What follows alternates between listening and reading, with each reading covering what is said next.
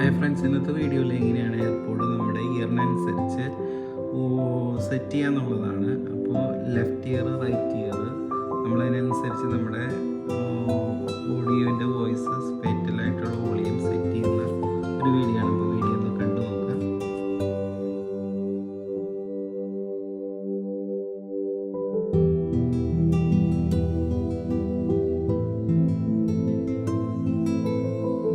First നമ്മൾ ഫേസിനെ മൂവായി പിടിച്ചിട്ടില്ല right year capture ചെയ്യുക, പിന്നെ ചെയ്തിട്ട് ലെഫ്റ്റ് ഇയർ ക്യാപ്ചർ ചെയ്യുക. അപ്പോൾ രണ്ട് ഇയറിൻ്റെ അങ്ങനെ ക്യാപ്ചർ ചെയ്ത ശേഷം